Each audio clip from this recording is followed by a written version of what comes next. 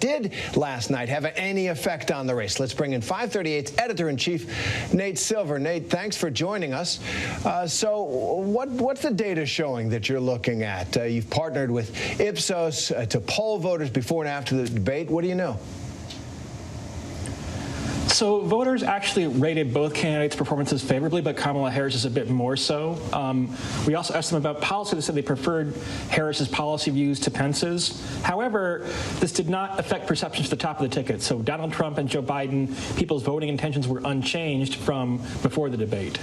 And Nate, the vice presidential candidates are tasked with making the top of the ticket look good. But what effect can they have on the down ballot races in Congress?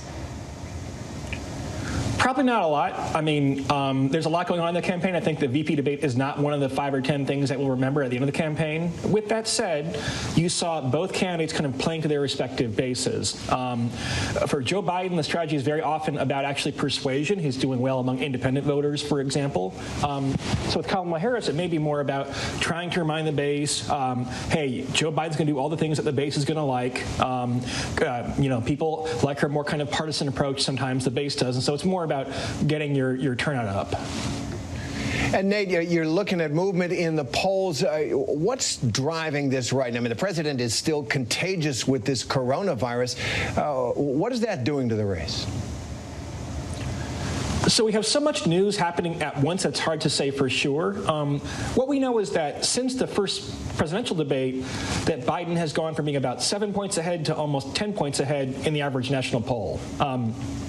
That probably was partly about the debate itself, where polls showed that most voters thought Biden did a better job. It probably also has to do with the president's COVID diagnosis. People think he did not take in polls enough precautions.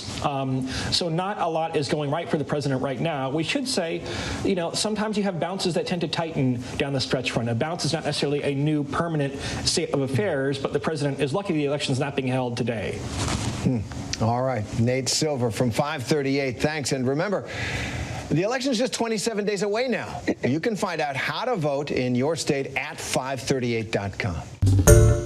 Hi, everyone. George Stephanopoulos here. Thanks for checking out the ABC News YouTube channel. If you'd like to get more videos, show highlights, and watch live event coverage, click on the right over here to subscribe to our channel. And don't forget to download the ABC News app for breaking news alerts. Thanks for watching.